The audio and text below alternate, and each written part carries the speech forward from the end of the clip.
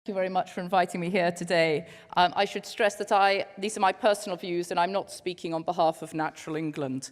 The question I set was, should farmers and the farming industry do more to protect wildlife? And the 3-second answer has to be yes. How could it be anything else, given that 70% of the land area in England is farmed and the state of nature is declining? It would be bizarre to deny the correlation and causation between some farming methods, species extinction and habitat degradation. The 3-minute answer is it depends. Farmers can do more and will do more if and when they are properly motivated, supported and valued by those who benefit from our biodiversity, beautiful landscapes, clean water and cultural heritage. Today I'm interested in focusing on the 8,000 plus hill farmers on the hills and on the commons of England. Iconic people looking after our iconic landscapes. Current payments to the English uplands from Pillar 1 and Pillar 2 are approximately £240 million per year. With over 70 million visits to the uplands each year, that equates to approximately £3.30 per visit to the uplands. When you consider the amount people spend on cream teas, let alone their Gore-Tex jackets, this seems incredibly good value.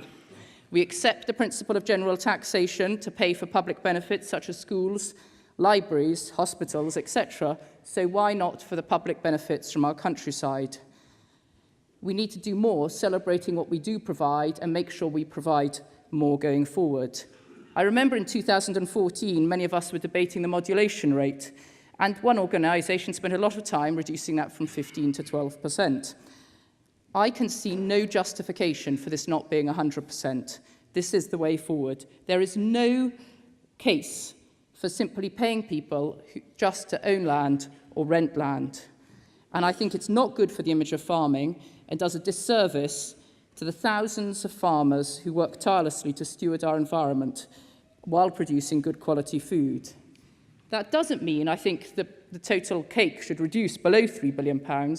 Simply, it should be distributed rather differently.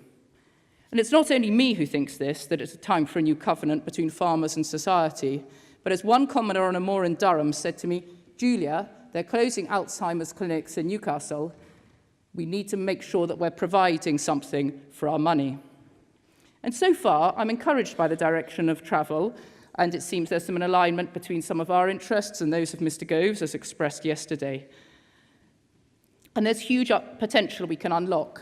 For instance, common land, it's only 3% of England, but 21% of our SSSIs by area are common land. That means if you're on common land, which is unenclosed and extensively managed, you're 7 times more likely to be a SSSI. And I'm really pleased to hear that DEFRA are going to be piloting new types of schemes across the next few years during this transition period.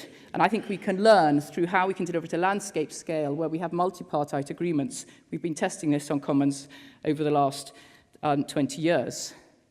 Similarly, we need to consider tenant farmers. So in the uplands, there's a higher proportion of tenanted land than in the lowlands.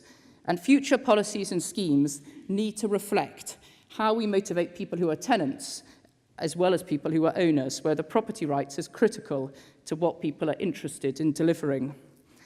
And if we get this right, it will also increase the resilience of farm businesses. And this is an area where the Prince's Countryside Fund are doing so much good work, and some of you will have been at the breakfast this morning. We do need to recognise that many of our farming business that deliver most in the most spectacular landscapes are financially vulnerable.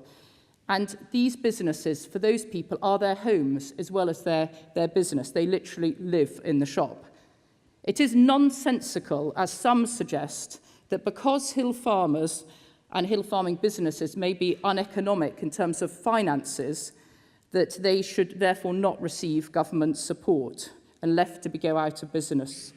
No one expects the V&A to make a profit and survive without public support, and no one expects anybody in the V&A to work below the living wage.